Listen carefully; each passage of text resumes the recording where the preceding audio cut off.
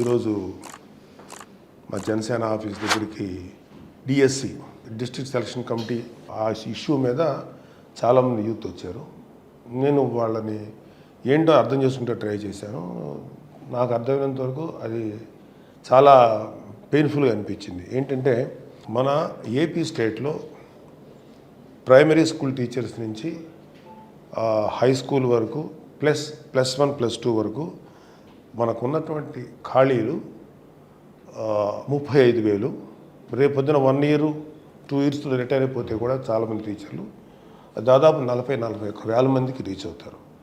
రాజశేఖర రెడ్డి గారు వాడిన కాన్సెప్టే జగన్మోహన్ రెడ్డి గారు మెగా డిఎస్సి రిలీజ్ చేస్తాం అంటే 35,000 పోస్టులకి టీచర్లు భర్తీ చేస్తాం అనేటువంటి మాట చెప్పారు. జరిగిపోయి ఇంచుమించు 5 సంవత్సరాలకు పూర్తిగా వస్తున్న తరుణంలో మొన్న ఒక 6,000 మంది అని అనౌన్స్ చేశారు. ఇది 6,000 అంటే 35,000 పోస్టులకి 6,000 మంది అనౌన్స్ చేశారు. సో ఇంకా చాలా దీంట్లో ఈ క్లిష్టమైనటువంటి మ్యాటర్ ఉన్నా కూడా నాకు అర్థమేం జరిగేది ఏంటంటే వీళ్ళందరూ కూడా ఈ కుర్రవాళ్ళందరూ కూడా ఒక ఈ qualified teacher eligibility test pass అయిన వాళ్ళు ఇంచుమించు 10 లక్షల మంది ఉన్నారని వాళ్ళు చెప్తున్నారు.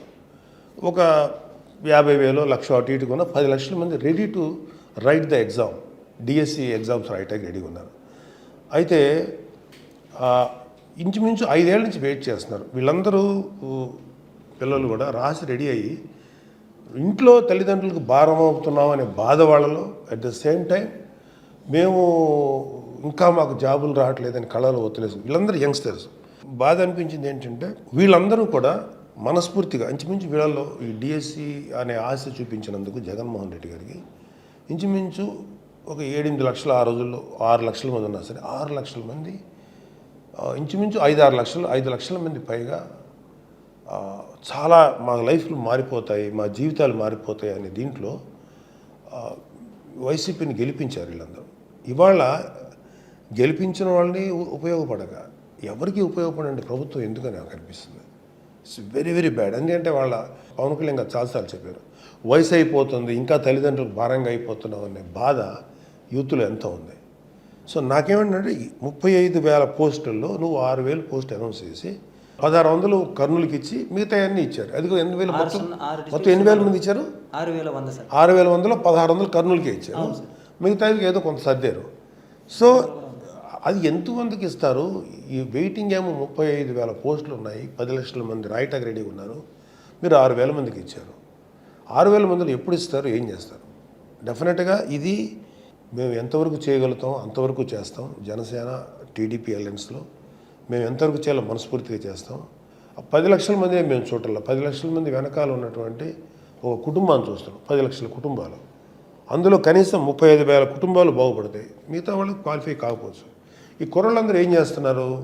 గత 5 సంవత్సరాల నుంచి వస్తుంది జాబ్ అని చెప్పి చేసి మరి బతుకు తెరువు కోసం వీళ్ళు కూలి పనులకు వెళ్ళటం, లేకపోతే ఇంకేదన్నా వరి కోతలకు వెళ్ళటం, విద్య బోధించడానికి ముందుకు వచ్చినటువంటి యంగ్ టీచర్స్ వీళ్ళు అక్కడికి రిస్ట్రిక్ట్ అయిపోతే యూత్కి ఎవరు జ్ఞానం బోధిస్తారు, ఎవరు చదువు చెప్తారు? సో ఇదంతా మాకు చాలా డిస్టర్బ్గా అనిపించింది. బయటకు వచ్చినప్పటికి పాపం వాళ్ళందరినీ చూసి నాకు బాధ అనిపించింది. డెఫినెట్గా బాబు మీ యొక్క అప్పీల్ని కానీ దేనైనా సరే నేను ప్రెసిడెంట్ గారి దగ్గర తీసుకెళ్తాను, అలయన్స్ ప్రభుత్వం దగ్గర తీసుకెళ్తాను. డెఫినెట్గా రాబోయే జనసేన అలయన్స్ ప్రభుత్వంలో మా వరకు మీకు ఎంతవరకు న్యాయం చేయగలం అంతవరకు న్యాయం చేస్తాం. మేమేంటంటే మీ ఎవరైతే 10 లక్షల మంది ఉన్నారో క్వాలిఫై అయిన వాళ్ళు, మేము మిమ్మల్ని ఓటర్గా చూడటం లేదు, మనుషులుగా చూస్తున్నాం. So you try to understand what is our perception towards people. మనుషులుగా మేము ఎంత గౌరవిస్తుందో తెలుసుకోండి. సో మీరేం చేస్తారు అదనేది మీ వ్యక్తిగత ఇష్టం. బట్ జనసేన టీడీపీ అలయన్స్ ప్రభుత్వం వచ్చిన తర్వాత మాత్రం డెఫినెట్గా దీని మీద అడ్రస్ చేయాలని చెప్పి నేను గట్టిగా నేను పోరాడుతాను. అయితే మీ తరఫున నేను పవన్ కళ్యాణ్ గారు చాలా పెద్ద మనసు ఉన్న వ్యక్తి, ఆయన మిమ్మల్ని అర్థం చేసుకొని మీకు కోఆపరేట్ చేస్తారు. ఓకేనా? థ్యాంక్ యూ బాబు. మీ పేర్లు ఏంటండి? చంద్రశేఖర్, శివకుమార్, భార్గవ్ సాయి, రమేష్. వీళ్ళు 4 లోపలికి వచ్చారు. బయట చాలామందితో మాట్లాడి మీరు చూశారు. సో మీ అందరికీ మేము ఎంతవరకు న్యాయం చేయగలం మనస్ఫూర్తిగా న్యాయం చేస్తాం.